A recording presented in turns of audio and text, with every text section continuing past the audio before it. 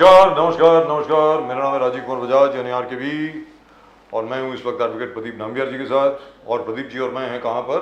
Nation now पर। प्रदीप जी नमस्कार। नमस्कार सर, नमस्कार। आप सब लोगों को जय हिंद, जय महाराष्ट्र, जय भवानी, जय शिवाजी। सब लोगों को धनतेरस की बहुत बहुत शुभकामनाएं, दिवाली की बहुत बहुत शुभकामनाएं। आप सबको वंदे मातरम। वंदे मातरम। मैं एक बार फिर उम्मीद करता हूँ कि ये दिवाली सुख लाए, खुशहाली लाए, शांति लाए, सबसे बड़ी बात ये है। And thank God that the fires of the Maratha reservation they've come down and it is now been transformed into a yelling match between various people, which is fine, which is a democracy. आप जबान से कुछ जो मर्जी कहें, लेकिन आगजनी नहीं होनी चाहिए, लड़ाई वगैरह नहीं होनी चाहिए, हिंसा नहीं होनी चाहिए. That is most important. What do you think, Pradeep? Exactly, sir.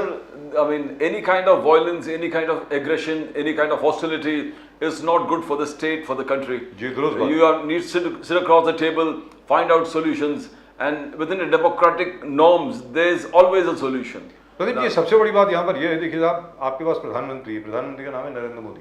Yes, sir. And what does Narendra Modi always talk about? He talks about welfare of the entire country. कि किस प्रकार हम देश को अब नंबर 5 इकोनॉमी पे ले आए हैं. अगले साल के एंड तक या 2025 के बिगिनिंग तक, शुरुआत तक ये नंबर 4 इकोनॉमी बन जाएगी और 2027 तक we'll be the number 3 economy in the world. ये एक तरफ प्रधानमंत्री जी वो बात कर रहे हैं कि we'll have a space station very shortly. A space station, can you believe it? Fantastic. An Indian astronaut will walk Yes, on the moon. yes. मतलब एक भारतीय एस्ट्रोनॉट जो है वो चांद के ऊपर चलेगा साहब. ये बात हो रही है.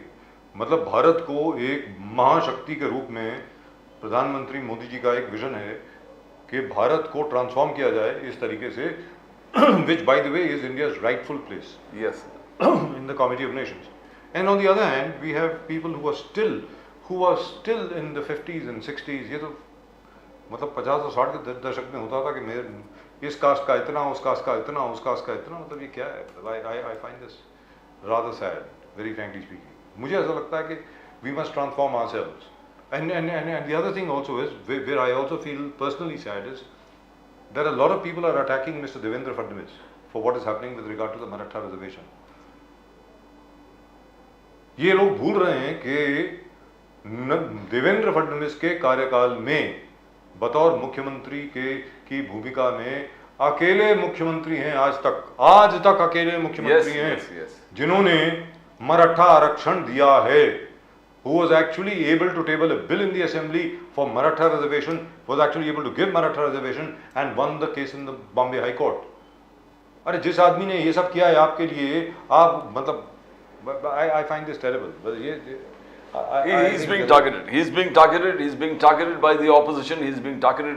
And from within his own party. Within his, yes. I mean, irrespective of whether or not the BJP agrees or not. But I think Devendra Fadnavis did a remarkable job when he was actually able to grant Maratha reservation. Nobody else has been able to do it. He was able to do it. And somehow the other, the MBA was not able to convince the Supreme Court about the social backwardness of the Maratha community, which is not Devendra Fadnavis's fault. Devendra Fadnavis उस वक्त मुख्यमंत्री नहीं थे. जब मुख्यमंत्री थे तब तक बॉम्बे हाई कोर्ट में जीते. Sir, as a chief minister, you need to have the briefing of every important thing. You need to talk to your people. You need to see that they're following instructions, because you just can't leave it to people. I mean, this is very crucial and very जो बोलते हैं कि बहुत sacred thing था where reservations were concerned. जी दुरुस्त बात है. तो आप इसको you can't leave it to the bureaucrats alone. You need to talk directly, interact, find out what's happening at what date. Because you don't know which way the bureaucrats are actually. Exactly, sir. Exactly. और उनका agenda और आपका agenda एक है match हो रहा है कि नहीं हो रहा है, या आपके लिए काम कर रहा है किसी और के लिए काम कर रहा है. दुरुस्त बात. And over here let's ask Mr. Pradeep Gowde. Pradeep Gowde साहब भारतीय जनता पार्टी के पहली बार नेशन नाउ में. प्रदीप गौड़े साहब नमस्कार. नमस्कार. नमस्कार नमस्कार सर, नमस्कार. आपको दीपावली की, धनतेरस की बहुत बहुत शुभकामनाएं. पूरी नेशन नाउ की टीम से आपको बहुत बहुत शुभकामनाएं दिवाली की. मैं उम्मीद करता हूं दिवाली आपके लिए खुशहाल रहेगी, सब कुछ अच्छा रहेगा. जी गौड़े साहब ये बताएं, जैसे प्रदीप जी और मैं अभी बात कर रहे थे कि भाई अकेला एक मुख्यमंत्री है पूरे महाराष्ट्र में, पूरे महाराष्ट्र के इतिहास में, 1960 से लेकर के अभी तक का आप इतिहास निकाल लीजिए, जिसका नाम है देवेंद्र फडणवीस, जिसने असल में आरक्षण दिया मराठा समुदाय को, और कोई नहीं दे पाया। और तो और छोड़िए, बॉम्बे हाईकोर्ट में भी जीत गए, भाई सुप्रीम कोर्ट में नहीं जीत पाए क्योंकि देवेंद्र फडणवीस यहाँ के मुख्यमंत्री नहीं थे उस वक्त। उसके बावजूद जान के देवेंद्र फडणवीस को क्यों निशाने पर लिया जा रहा है? गौड़े साहब बताएं। नहीं, आपने अभी बिल्कुल सही कहा कि महाराष्ट्र में पहली बार मराठा समुदाय को जो आरक्षण मिला वो आदरणीय देवेंद्र फडणवीस ने दिया, और सिर्फ आरक्षण दिया नहीं कि जो हमारा एक कॉन्स्टिट्यूशनल फ्रेमवर्क है उसके अंदर जिस तरीके से आरक्षण देना चाहिए, कॉन्स्टिट्यूशनल रिक्वायरमेंट्स जो होती है, बैकवर्ड कमीशन को एस्टैब्लिश करना पड़ता है, उसके रिपोर्ट और उसके बाद रिजर्वेशन, ये जो पूरी कॉन्स्टिट्यूशनल प्रोसीजर है ये फॉलो कर अगर महाराष्ट्र में पहली बार किसी ने मराठा समाज के I think Yes. his frame is frozen. I'm sure there's a network issue. You don't need to tell me, I can see it. I'm sure Mr. Pradeep Gowde will be back. जी, Yes, yes. बोलिए sir, please. Devendra ji, I am audible? Yes yes.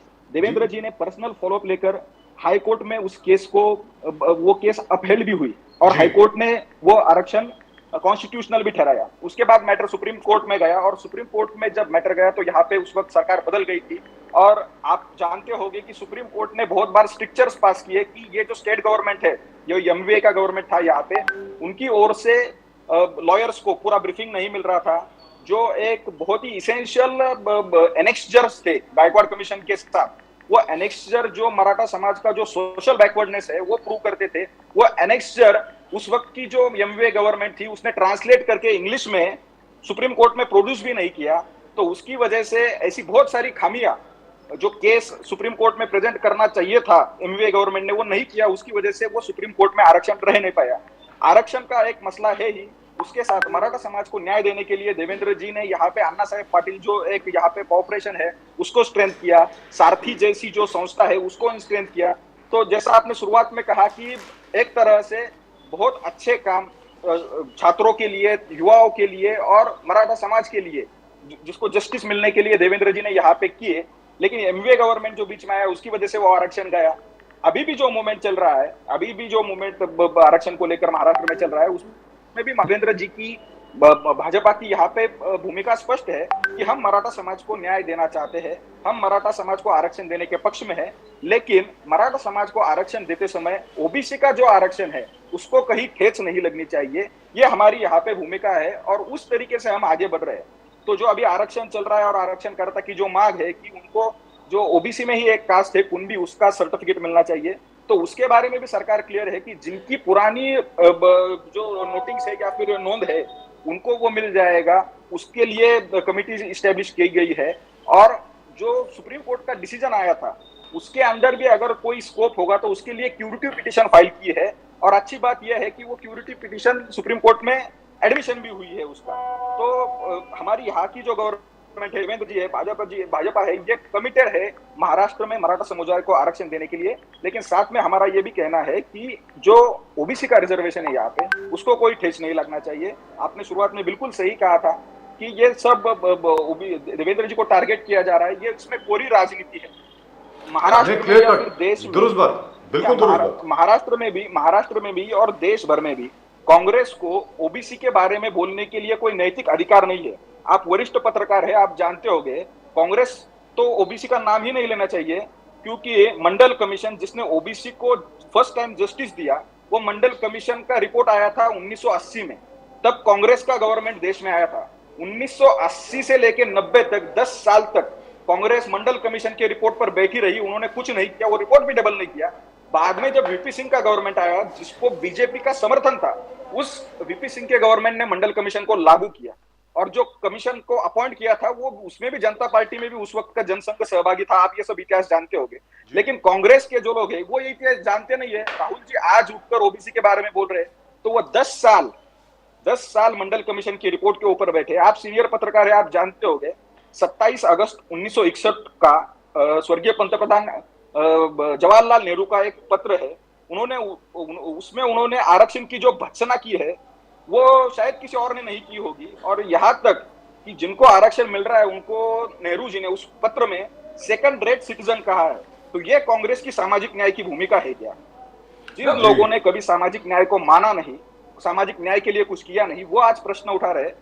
BJP सामाजिक न्याय के लिए committed है। हम चाहते हैं सभी के साथ न्याय हो, जो पिछड़े होंगे उनको न्याय देने के लिए बीजेपी काम करती रहेगी। प्रदीप जी। प्रदीप गावड़े जी, सुप्रिया सुले जी बहुत वोकल थे देवेंद्र फडणवीस जी के अटैक में, कंटिन्यूस अटैक करते रहे। बोले फडणवीस साहब ने मराठाओं के खिलाफ इनजस्टिस किया है, फडणवीस साहब ने धांगर कम्युनिटी के साथ इनजस्टिस किया है, फडणवीस साहब ने लिंगायत समाज के खिलाफ इनजस्टिस किया। आगे जाके सुप्रिया सुले ने कहा कि मुस्लिम रिजर्वेशन में भी फडणवीस साहब ने इनजस्टिस किया जहां मुस्लिम रिजर्वेशन है। तो सुप्रिया सुले इस प्रकार से अटैक करना तो आप कैसे देखते हो? फिर वो लॉ एंड ऑर्डर लेके बोले कि फडणवीस जी को रिजाइन देना चाहिए, इस्तीफा देना चाहिए, कंट्रोल नहीं हो पा रहा तो क्यों करे? How do you see this Pradeep Gawde साहब? नहीं, आपको ये समझना पड़ेगा कि सुप्रिया सुले इस वक्त महाराष्ट्र की सबसे फ्रस्ट्रेटेड लीडर है। सुप्रिया सुले और उद्धव ठाकरे जो है वो महाराष्ट्र के इस वक्त के सबसे फ्रस्ट्रेटेड लीडर है, क्योंकि इन दोनों लोगों से अपनी अपनी पार्टी छिटक गई है। उस पार्टी के जो मास लीडर्स थे, जिन्होंने पार्टी को बांधा था, पार्टी को बढ़ाया था, वो अब डिफेक्ट करके बाहर आए और पूरी पार्टी उनके साथ चली गई है। तो वो उनकी मानसिक स्थिति क्या होगी ये आप समझ सकते हैं। दूसरी बात, जो सुप्रिया सुले मराठा कम्युनिटी के और धनगर कम्युनिटी के बारे में बोल रही है, तो शरद पवार जी 4 बार महाराष्ट्र के मुख्यमंत्री रहे हैं। कई साल तक उनके रिमोट कंट्रोल वाली सरकार महाराष्ट्र में रही है। तो इन 40-50 सालों में शरद पवार जी ने मराठा समाज के लिए एक चीज भी की होगी जो सुप्रिया सुले आज बता सकती है, तो वो नहीं है। इसलिए सुप्रिया सुले कभी बताती नहीं कि शरद पवार जी ने मराठा समाज के लिए क्या किया, क्योंकि कुछ किया ही नहीं। दूसरी बात, वो धनगर कम्युनिटी के बारे में बोलती है, तो धनगर कम्युनिटी को एसटी का दर्जा दिया जाए। ये जो पुराना जो ये रिकमेंडेशन था 1981 में, जब शरद पवार साहब महाराष्ट्र के मुख्यमंत्री थे, तो उन्होंने वो विड्रॉ किया। शरद पवार जी ने एसटी का जो रिजर्वेशन धनगर समाज को मिलना चाहिए, जो महाराष्ट्र सरकार का पुराना एक रिकमेंडेशन था, वो विड्रॉ किया। ये शरद पवार जी की राजनीति है। शरद पवार जी ने यहाँ पे ना कभी मराठा समाज को न्याय दिया है, ना कभी धनगर समाज को न्याय दिया है। और सुप्रिया सुले जी को मुझे नहीं लगता मराठा आरक्षण से कुछ लेना देना है, मुझे नहीं लगता उनको धनगर आरक्षण से कुछ लेना देना है, या फिर लिंगायत आरक्षण से कुछ लेना देना है। उनको राजनीति करनी है और उनका जो अपना एक आत्मीयता का विषय है वो है मुस्लिम आरक्षण। सुप्रिया सुले जी कभी कभी बोलते बोलते भूल जाती है कि महाराष्ट्र में मराठा आरक्षण की बात चल रही है, धनगर आरक्षण की बात चल रही है। वो सिर्फ मुस्लिम आरक्षण के बारे में बोलती रहती है, जिसके बारे में वेरियस कोर्टों ने बार बार कहा है कि रिलीजन के आधार पर आरक्षण इस तरह से दिया नहीं जा सकता, ये कॉन्स्टिट्यूशनल स्कीम के खिलाफ है। लेकिन फिर भी सुप्रिया सुले जी मुस्लिम राजनीति करना चाहती है। इस समय में भी वो कुछ मुस्लिम वोट मिल जाए, कुछ अपीजमेंट हो जाए, ये उनकी भूमिका है। तो महाराष्ट्र की जनता तो सुप्रिया सुले जी को अब सीरियसली नहीं लेती। और मुझे आशा है कि शायद अभी जिन पत्रकारों ने ये सब देखा है, पूरा ये उनकी हिस्ट्री पता है एनसीपी की, शरद पवार के अंदर सामाजिक न्याय के बारे में क्या रही है, तो मुझे नहीं लगता उनको इस विषय में कुछ बोलने का अधिकार है। शरद पवार जी ने मराठा समाज को सिर्फ यूज किया है, धनगर समाज को यूज किया है, और वो अब महाराष्ट्र की जनता जानती है। इसकी वजह से महाराष्ट्र की जनता कंसिस्टेंटली बीजेपी के पीछे है। अभी सुप्रिया सुले जी बोल रही है, उनके ये जो सब भाषण चल रहे हैं, 2-3 दिन पहले महाराष्ट्र में ग्राम पंचायत इलेक्शंस के रिजल्ट आए। लगभग 2350 पंचायत के इलेक्शन के रिजल्ट आए, उसमें से लगभग 750 पंचायत भाजपा ने अकेले ने जीती है, बीजेपी ने। और जो शिंदे साहब शिवसेना है, ओरिजिनल शिवसेना शिंदे साहब की, उन्होंने लगभग 450 जीती है। अजित पवार जी के ग्रुप ने लगभग 350 ग्राम पंचायत जीती है। और पूरा ये जो हमारा अलायंस है उसने मिलकर लगभग 1400 ग्राम पंचायत जीती है। और ये जो एमवीए है उनसे डबल है, और एमवीए की टोटल टैली जो है 600 समथिंग, भाजपा की अपनी टैली उससे ज्यादा है। तो महाराष्ट्र की जनता का साफ रुख है। महाराष्ट्र की जनता जानती है यहाँ पे मराठा समाज को न्याय कौन देने वाला है, यहाँ पे धनगर समाज को न्याय कौन देने वाला है, एससीज को न्याय कौन देने वाला है, एससीज को न्याय कौन देने वाला है। प्रदीप गावड़े साहब, आज ऑपोजिशन लीडर कांग्रेस विजय टिवारी जी कुछ बोल रहे थे कि मराठा कम्युनिटीज को ओबीसी में ना आकर, बिकॉज बोले ओबीसी कम्युनिटीज का रिजर्वेशन ऑलरेडी कंजेस्टेड है, बोले इतने सारे कम्युनिटीज का सब इसमें ऑलरेडी इंक्लूडेड है, तो मराठा कम्युनिटी को न्याय नहीं मिलेगा। विजय टिवारी जी का कहना कि मराठा कम्युनिटी अगर ईडब्ल्यू इकोनॉमिक वीकर सेक्शन में आप जाओगे तो वहां पर आपको बहुत बेनिफिट मिलेगा। तो ये विजय तिवारी जी पक्का कैसे देखते हो आप? बिकॉज पहले उन्होंने बोला था कि ओबीसी में आप आइए, ओबीसी से ले लीजिए, फिर वो बदलते रहते हैं। अभी बोल रहे कि Maratha community should target focus on EWS, उस इकोनॉमिक वीकर सेक्शन में उनको ज्यादा बेनिफिट, फैसिलिटीज, अपॉर्चुनिटीज मिलेगा। ये how do you see this Gawde साहब? नहीं, कांग्रेस की जो राजनीति है महाराष्ट्र में वो मौसम की तरह बदल रही है, और वही विजय वडेट्टीवार जी के जो बदलते स्टेटमेंट है उससे वो आपको पता चलेगा। पहले वो कह रहे थे कि हाँ इनको सबको मराठा कम्युनिटी को ओबीसी में ले लीजिए, आज वो एग्जैक्टली अपोजिट बोल रहे हैं। उनके कुछ नेता अलग बोलते हैं, कुछ नेता अलग बोलते हैं, लेकिन उसमें गौर करने की एक बात और है कि जो ईडब्ल्यूएस आरक्षण माननीय पंतप्रधान मोदी जी ने दिया है, हमने अभी कुछ दिनों पहले उसकी आंकड़ेवारी दी है कि महाराष्ट्र में ये जो ईडब्ल्यूएस का 10% रिजर्वेशन है उसमें से 1% से ज्यादा बेनिफिट मराठा समुदाय को मिला है। यानी महाराष्ट्र में भी जो ईडब्ल्यूएस के जो रिजर्वेशन था उसके दायरे में भी मराठा समाज को न्याय देने का काम मोदी जी ने किया है, ये मराठा समाज जानता है।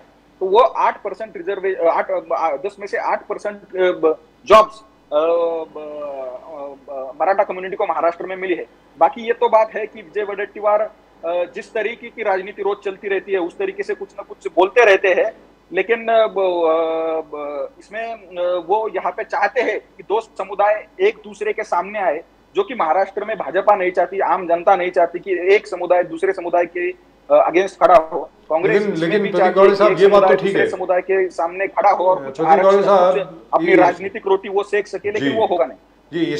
इसमें देखिए कोई आर्गुमेंट में मतलब आपको कोई ये नहीं कहेगा कि आप गलत बोल रहे हैं, आप ठीक बोल रहे हैं, लेकिन प्रॉब्लम कहाँ आती है? मेरी समस्या क्या है? मेरी समस्या ये है कि इस प्रकार डेडलाइन दे देना, मुझे नहीं लगता कि इस तरीके से कोई भी सरकार चल सकती है। सीधी बात है। अब जैसे देवेंद्र फडणवीस साहब हैं, देवेंद्र फडणवीस साहब ने जब मराठा आरक्षण दिया तो कोई डेडलाइन के तहत नहीं दिया, जितना समय लगा उन्होंने समय लिया, बहुत अच्छे तरीके से सारे डिपार्टमेंट को कंसल्ट करके, लीगल डिपार्टमेंट को, सब लोगों को अंदर बिठा करके, सोशली बैकवर्ड कैसे हैं मराठा वो सब दिखा करके लिया। अब आप अगर ये कहेंगे कि अगर 24 दिसंबर तक नहीं मिला तो हम बम मुंबई को जैम कर देंगे, ये कर देंगे, वो कर देंगे, अगर 2 जनवरी तक नहीं हुआ तो फिर देखो क्या होगा, मुझे नहीं लगता कि दिस इज करेक्ट। मुझे लगता है, very frankly, this is my suggestion to you, मैं देश की राजनीति और महाराष्ट्र की राजनीति बहुत सालों से देख रहा हूँ। मुझे ऐसे लगता है कि मनोज झरंगे पाटिल साहब जो हैं और मराठा आरक्षण में जितने भी लोग इस वक्त आज की तारीख में इन्वॉल्व हैं, उन सबको जा करके ये समझाना पड़ेगा कि भैया आपको आरक्षण मिलेगा, उसमें जो भी वक्त लगे हम आपको ब्रीफ करते रहेंगे कि हम लोग ये सब काम कर रहे हैं। लेकिन ये डेडलाइन तो बिल्कुल ऐसे है कि धमकी की तरह बंदूक रख दी सर पे कि यार ये इस डेट तक करो। आपको क्या लगता है गावड़े साहब, आप बताएं। नहीं, सही बात कही है आपने, बिल्कुल सही बात कही है। देखिए, मराठा समाज को अगर आरक्षण देना होगा तो हमको राजनीति करनी नहीं है। अगर हमको राजनीति करनी होगी तो हम ये बोल देंगे कि ठीक है, आपने जैसा कहा वो वैसा हम लिख के देते हैं, और फिर वो अगर सुप्रीम कोर्ट में चला जाएगा, वो वहां पे वो उसको वैलिडिटी रहेगी नहीं रहेगी वो पता नहीं। हम चाहते हैं कि मराठा समाज को कॉन्स्टिट्यूशनली वैलिड रिजर्वेशन मिलना चाहिए। उसके लिए जो कुछ कॉन्स्टिट्यूशनल रिक्वायरमेंट्स है, जैसे आप जानते हैं बैकवर्ड कमीशन होगा, बैकवर्ड कमीशन का रिपोर्ट होगा, उसके बाद लेजिस्लेशन होगा, ये सब जो पूरा कॉन्स्टिट्यूशनल रिक्वायरमेंट है वो पूरा करके ही रिजर्वेशन मिलेगा, और वही रिजर्वेशन टिकेगा, वही रिजर्वेशन आगे जाके कोर्ट में टिक जाएगा। क्योंकि उसका एक आपको उदाहरण मैं आपको बताता हूँ कि 2014 का जो महाराष्ट्र का इलेक्शन हुआ था, उससे पहले भी जब कांग्रेस की गवर्नमेंट थी उन्होंने एक रिजर्वेशन दिया था, लेकिन वो कॉन्स्टिट्यूशनल स्कीम के आधार पर दिया नहीं था, कॉन्स्टिट्यूशनल रिक्वायरमेंट्स पूरी नहीं की थी। उसकी वजह से वो सुप्रीम कोर्ट तो छोड़िए, वो हाई कोर्ट में भी नहीं टिका और वो कैंसिल हो गया, हाई कोर्ट में ही उसको अनकॉन्स्टिट्यूशनल घोषित कर दिया। तो ये हम नहीं करना चाहते। हमारे लिए मराठा रिजर्वेशन जो है वो इलेक्शन का, वोट बैंक का, वोट का इशू नहीं है। हम चाहते हैं इस समुदाय के साथ न्याय होना चाहिए। उसके लिए ऐसा हो सकता है, अभी समुदाय बहुत सालों से रुका हुआ है, हम जितना हो सके उतना एक्सपीडिएट कर रहे हैं, लेकिन एक्सपीडिएट करने के चक्कर में हम कुछ ऐसा नहीं करना चाहते कि जो कॉन्स्टिट्यूशनली वैलिड नहीं होगा और बाद में वो फिर मराठा समुदाय के लिए ही डिट्रीमेंटल प्रूव हो जाएगा। इसलिए हमने बहुत क्लियरली सीएम साहब ने, डीसीएम साहब ने इस विषय में कहा है कि हम क्यूरिटी पिटिशन जो है सुप्रीम कोर्ट में, उसको भी हम एक्सप्लोर कर रहे हैं। और दूसरा एक कर रहे हैं कि जिनकी पुरानी नोंद मिल रही है कुनबी की, उनको उसका सर्टिफिकेट मिले, वो एक्सपेडिएट कर रहे हैं। तो जो आरक्षण हम देना चाहते हैं वो पूरी तरीके से कॉन्स्टिट्यूशनल स्कीम के अंडर कॉन्स्टिट्यूशनल प्रोसीजर फॉलो करके देंगे, जिसका उपयोग होगा वो आरक्षण नहीं, ये बात तो ठीक है, ये valid इसमें रहेगा। देखिए साहब, और इसमें हम कोई ये भी- विवाद नहीं है।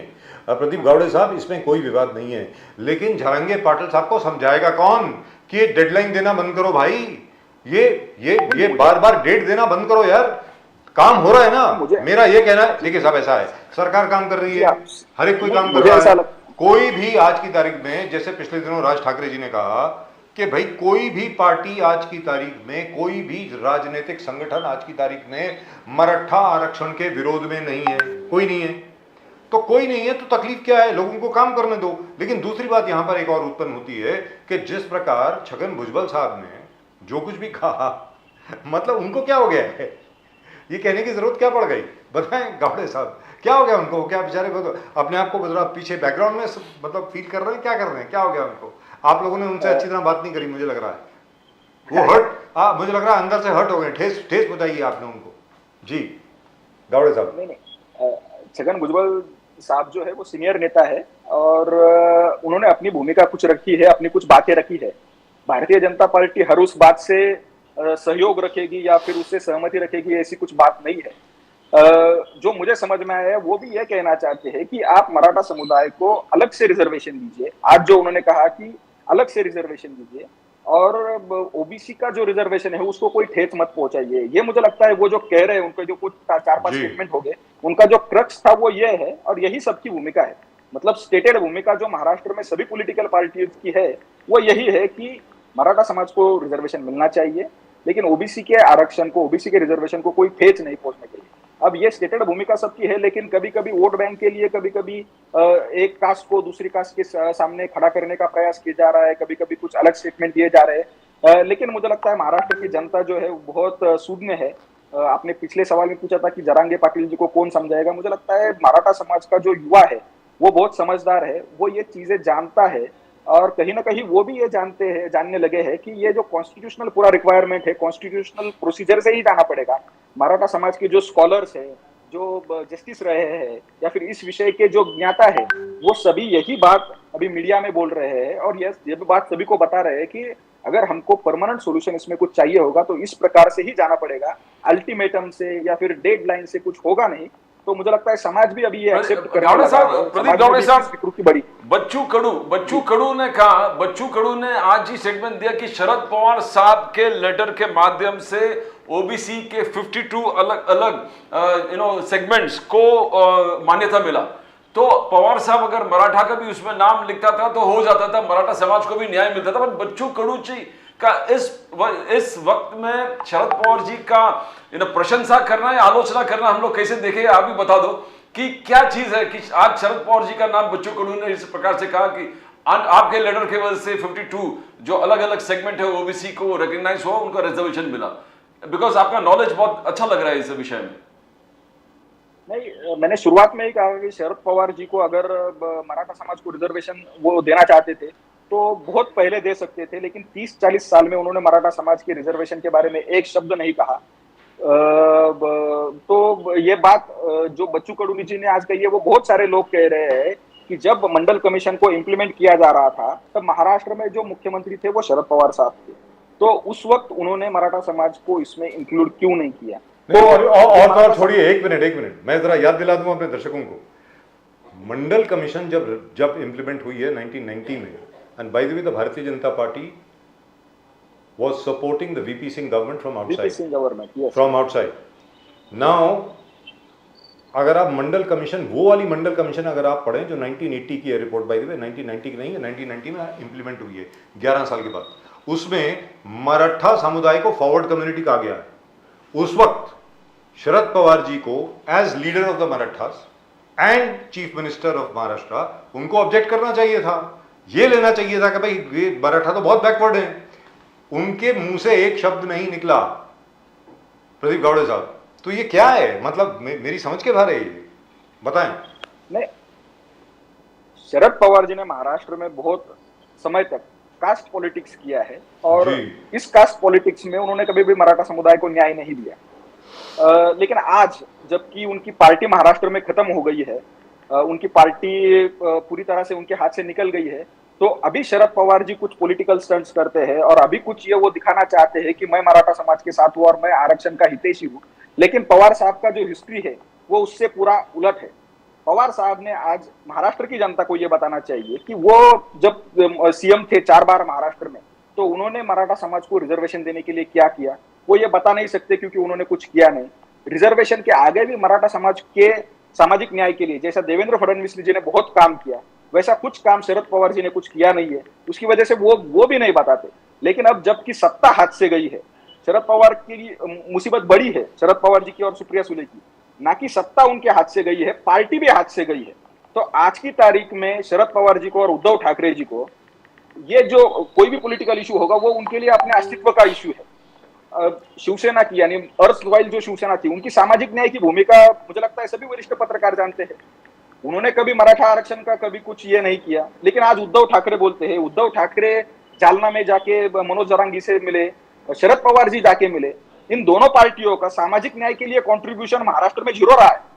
सामाजिक न्याय का नाम कभी इन्होंने लिया नहीं है। मराठा समाज को छोड़िए, बाकी का कभी कुछ किया नहीं है। तो शरद पवार जी अब जो कुछ चल रहा है वो एक अपनी अस्तित्व की लड़ाई चल रही है। पॉलिटिकल वो अभी महाराष्ट्र में नॉन प्लेयर बन गए हैं।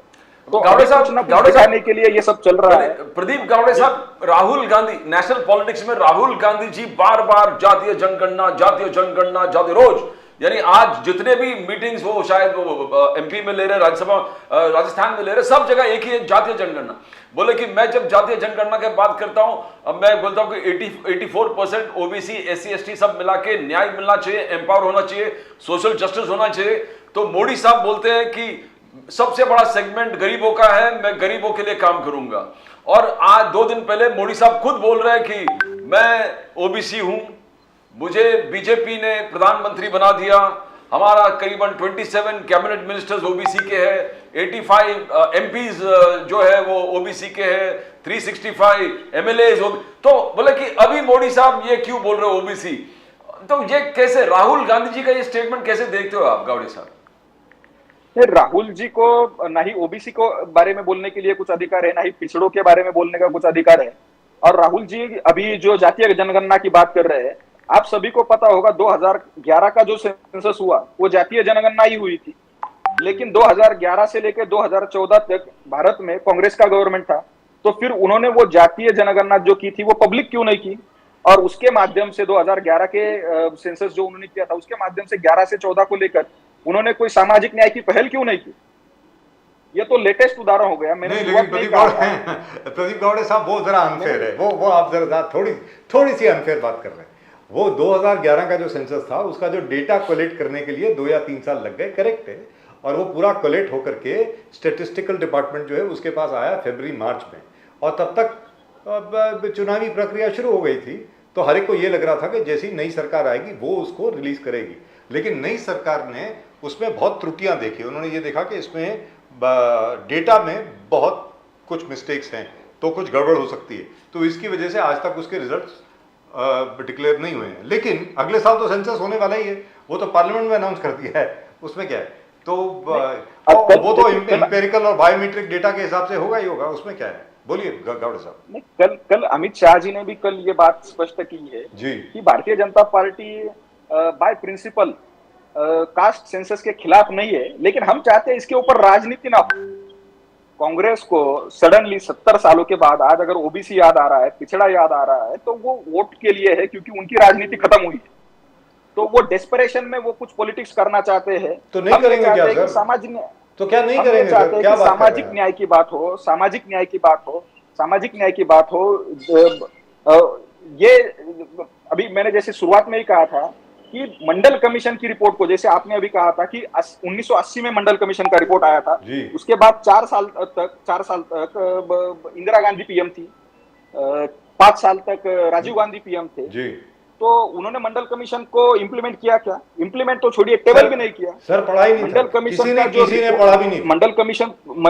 मंडल कमीशन जो गठित हुआ था जी। वो भी जनता पार्टी की समय में हुआ था, जिसमें जी। आप जानते हैं जनसंघ एक हिस्सा था। जी। उसके बाद मंडल कमीशन को जब इम्प्लीमेंट किया था वीपी सिंह साहब की गवर्नमेंट ने, जी, जन मोर्चा जी, की गवर्नमेंट ने, करेक्ट। तो उस गवर्नमेंट को भी बाहर से जो समर्थन था वो भारतीय जनता पार्टी के जी। समर्थन से वो सरकार सत्ता में थी।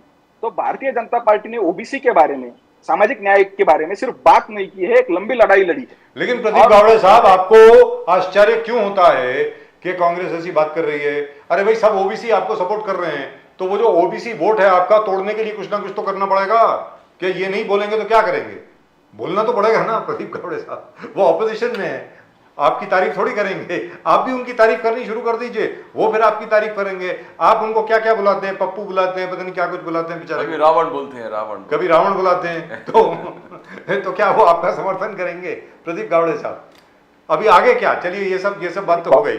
अभी आरक्षण की जो स्थिति है, अभी काम चल रहा है, लेकिन आपके मुताबिक ये आपकी व्यक्तिगत राय मैं पूछ रहा हूं, पार्टी के हिसाब से नहीं, आपको क्या लगता है कि दिसंबर 24 तक हो जाएगा क्या? मुझे नहीं लग रहा, वेरी फ्रैंकली, इसलिए पूछ रहा हूं। नहीं, मैंने जैसे बार बार कहा है कि हम पूरा कॉन्स्टिट्यूशनल प्रोसीजर को फॉलो करके रिजर्वेशन देना चाहते हैं। हम ये प्रयास कर रहे हैं कि जितना जल्दी से जल्दी हो सके वो दिया जाए, मतलब क्यूरिटी पिटीशन के माध्यम से हो या फिर से एक बार रिजर्वेशन को टेबल करके हो। तो हम इस मसले को पूरी तरह से सॉल्व करना चाहते हैं। अभी ये टाइम बाउंड इस तारीख तक होगा क्या, उस तारीख को तक होगा क्या, ये मैं नहीं बता सकता, लेकिन मैं इतना जरूर जानता हूं और ये मैं वादे के साथ कहता हूं कि महाराष्ट्र में मराठा समाज को न्याय सिर्फ भारतीय जनता पार्टी दे सकती है, देवेंद्र जी फडणवीस दे सकते हैं, और ये महाराष्ट्र की जनता भी भली भांति जानती है और इसकी वजह से उनके ऊपर विश्वास है।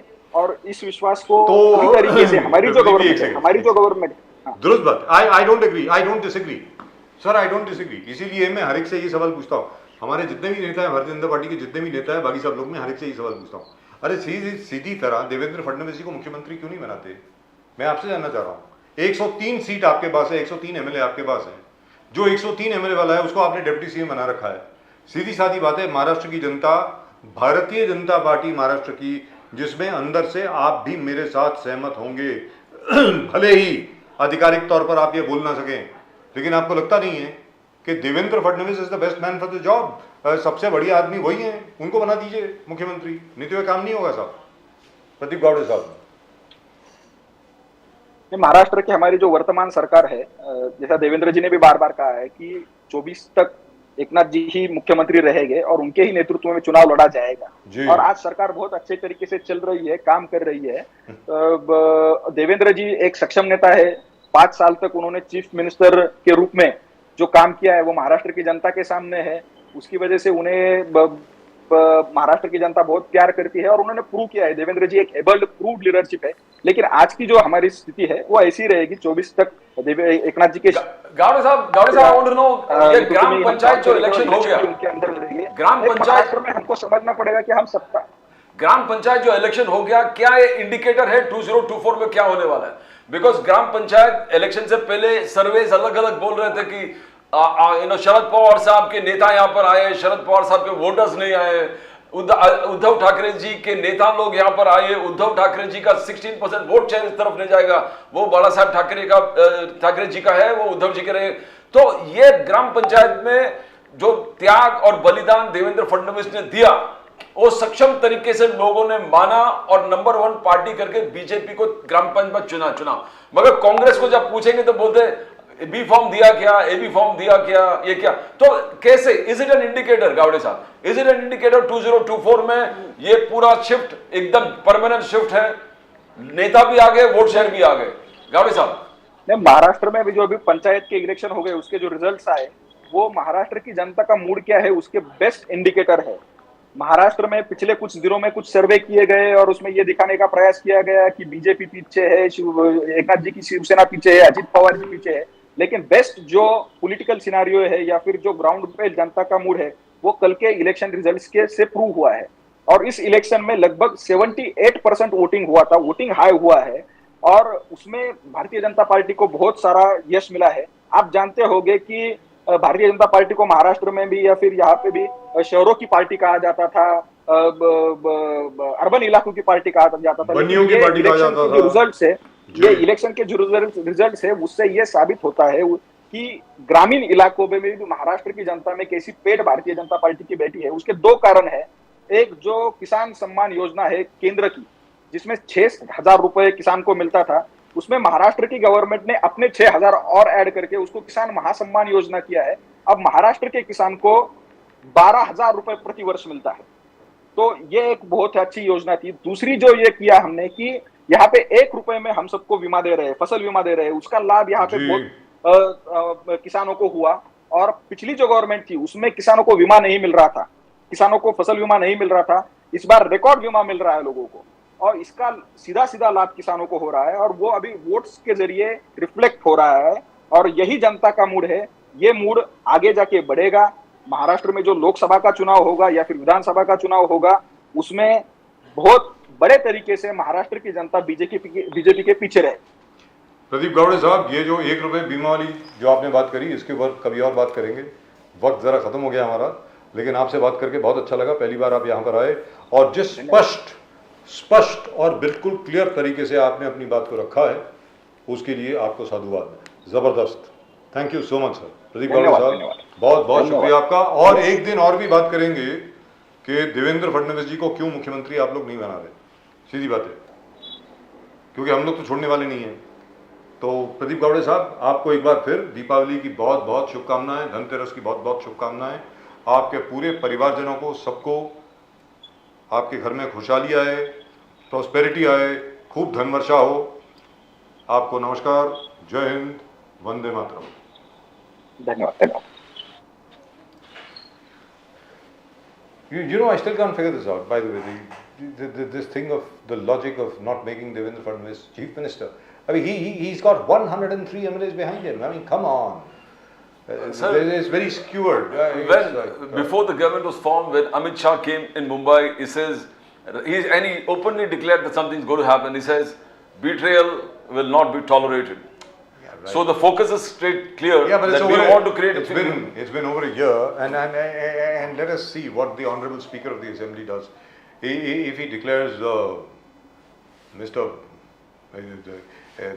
Mr. Shinde and his followers, 16 followers, disqualified, then naturally you'll have to look for Sir, another guy. what you are saying, even Uddhav Sena doesn't believe it is going to happen. so, in fact, somebody has filed a petition in the Bombay High Court on Uddhavji's Dasera rally. Ji. He says he has questioned the integrity and character of the Chief Justice. So, I mean, it is too much to believe that, you know, this kind of independent, sturdy, independent, and you can judicial integrity and all Right, these and things at the really moment work. with